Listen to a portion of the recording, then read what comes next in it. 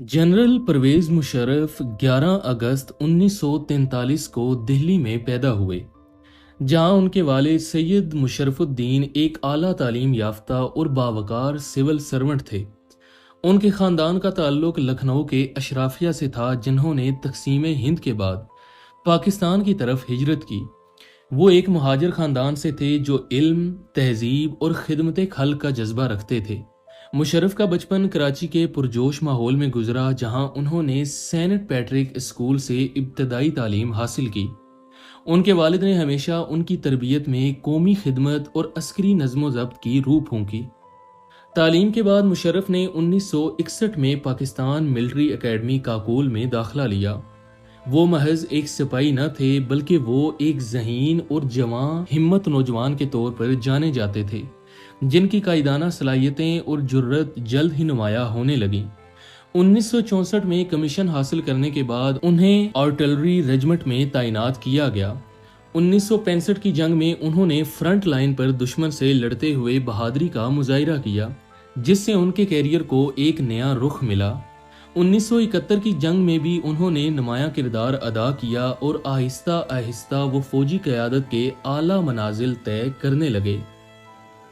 परवेज़ मुशर्रफ ने अपनी अस्करी महारत और इंतज़ामी सलाहियतों की बदौलत 1998 में जनरल का रैंक हासिल किया और नवाज शरीफ की हुकूमत ने उन्हें अक्टूबर 1998 में चीफ ऑफ आर्मी स्टाफ तैनात किया। ये वक्त पाकिस्तान के लिए सियासी और मुआशी लिहाज से निहायत नाजुक था। 1999 में उन्होंने कारगिल ऑपरेशन की क़यादत की, जो भारत के साथ एक महदूद जंग का सबब बना। मुशर्रफ और उनकी टीम ने बुलंद-ओ-बाला पहाड़ों पर कब्जा करके दुनिया को हैरान कर दिया, मगर बैनुल अक़वामी दबाव और सियासी पेचीदगियों ने इस जीत को शिकस्त में बदल दिया। कारगिल का वाक़या फ़ौज और हुकूमत के दरमियान इख्तलाफात की एक बड़ी वजह बना। जनरल मुशर्रफ इस बात पर बाज़िद थे कि फ़ौज ने बेहतरीन हिकमत अमली से फतह हासिल की थी, जबकि नवाज शरीफ ने बैनुल अक़वामी दबाव के तहत पीछे हटने का फ़ैसला किया। इसी कशमकश के दौरान जब नवाज शरीफ ने उन्हें हटाने की कोशिश की, तो फ़ौज ने 12 अक्टूबर 1999 को इक़्तिदार पर कब्ज़ा कर लिया।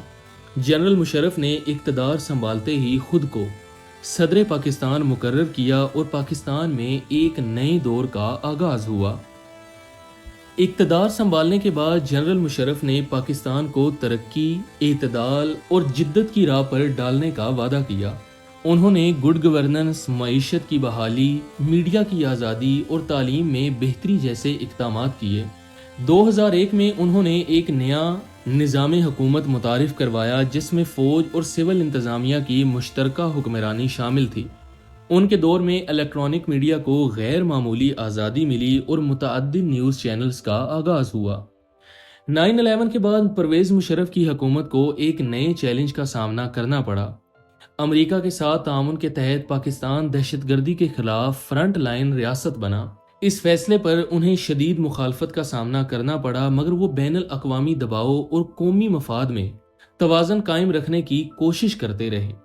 कबायली इलाकों में दहशतगर्दों के खिलाफ ऑपरेशंस और पाकिस्तान की खारजा पॉलिसी की नई सिमत उनकी क़यादत का अहम पहलू थी।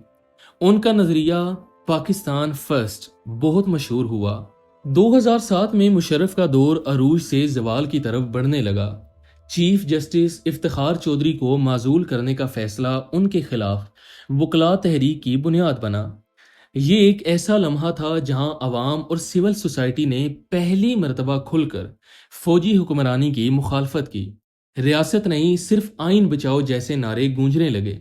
सड़कों पर वकला, तुलबा और अवाम की तहरीक ने एक जमहूरी बेदारी पैदा की, जिसने मुशर्रफ की मकबूलियत को ज़वाल की तरफ धकेल दिया। इसी दौरान बेनज़ीर भुट्टो की वतन वापसी और उनकी शहादत ने सियासी मंजरनामा मजीद पेचीदा बना दिया।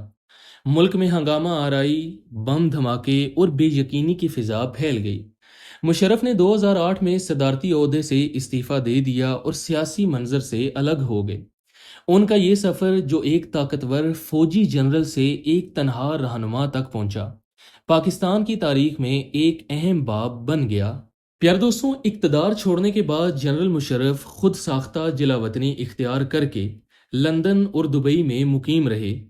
انہوں نے ایک سیاسی جماعت آل پاکستان مسلم لیگ قائم کی اور 2013 میں وطن واپسی کا اعلان کیا، مگر وطن واپسی ان کے لیے ایک نیا امتحان ثابت ہوئی۔ ان پر آئین شکنی، ججوں کو نظر بند کرنے اور بے نظیر قتل کیس سمیت مختلف الزامات عائد کیے گئے۔ عدالتوں میں پیشیاں، نظر بندی اور دل کی بیماری نے ان کی زندگی کو محدود کر دیا۔ 2020 کے بعد ان کی صحت تیزی سے خراب ہونے لگی اور وہ دبئی میں زیر علاج رہے اور 2023 میں وہیں وفات پا گئے۔ ان کا جسد خاکی پاکستان لایا گیا اور فوجی اعزاز کے ساتھ تدفین کی گئی۔ جنرل پرویز مشرف ایک متنازع مگر اہم شخصیت تھے، جنہوں نے پاکستان کو عالمی منظرنامے پر نیا مقام دینے کی کوشش کی، مگر ان کی پالیسیاں اور فیصلے آج بھی بحث کا موضوع ہیں۔ ان کی زندگی طاقت، فیصلہ سازی، حب الوطنی اور چیلنجز سے بھرپور تھی، ایک ایسا باب جسے تاریخ کبھی فراموش نہ کرے گی۔